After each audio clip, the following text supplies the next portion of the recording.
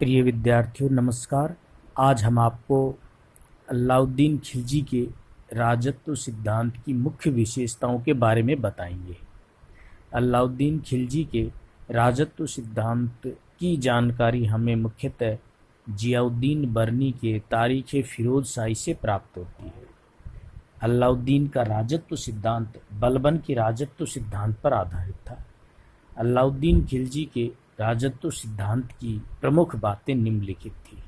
अलाउद्दीन खिलजी बलबन की भांति राजा में दैवीय शक्ति के सिद्धांत में विश्वास करता था।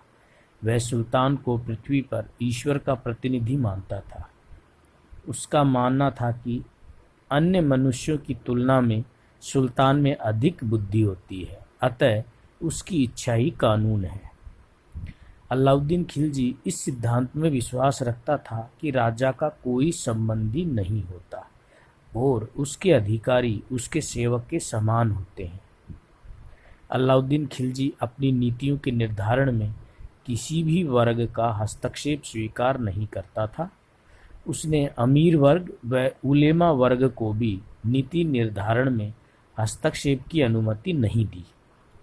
अलाउद्दीन चाहता था कि अमीर वर्ग बहुत अधिक शक्तिशाली न हो जाए, इसीलिए उसने अमीरों को इतना आतंकित कर दिया कि उन्हें अलाउद्दीन को सलाह देने का भी साहस नहीं होता था, सिवाय दिल्ली के कोतवाल अताउल मुल्क के, जो अलाउद्दीन का अभिन्न मित्र था। जहाँ तक उलेमा वर्ग का प्रश्न है, उसने यह घोषित कर रखा था कि वह राजनीतिक मामलों में उलेमा वर्ग को कोई हस्तक्षेप नहीं करने देगा तथा उसे उनकी सलाह की कोई आवश्यकता नहीं है। प्रत्येक राजनीतिक निर्णय उसका अपना होगा। क़यामत के दिन उसका क्या होगा वह नहीं जानता। अलाउद्दीन खिलजी प्रशासनिक मामलों में पूर्णतः शरा का पालन करना आवश्यक नहीं मानता था। उसने अपनी इस नीति को स्पष्ट करते हुए कहा था, मैं नहीं जानता क्या शरा के अनुकूल है और क्या प्रतिकूल। मैं वही करता हूँ जो राज्य हित में नज़र आता है। क़यामत के दिन मेरा क्या होगा मुझे परवाह नहीं। अपनी सत्ता की जड़ों को मजबूत करने के लिए उसने खलीफा से मान्यता पत्र प्राप्त करना भी आवश्यक नहीं समझा और इसीलिए कोई प्रयास भी इस ओर नहीं किया। किंतु फिर भी इस्लामिक परंपरा का पालन करते हुए वह स्वयं को नायब उल खिलाफत, खलीफा का नायब तथा नासिरी अमीर उल मोमिन, मुसलमानों के खलीफा का सहायक कहता था। अलाउद्दीन खिलजी स्वयं को वास्तविक अर्थों में मुसलमानों का ही शासक मानता था, हिंदुओं का नहीं।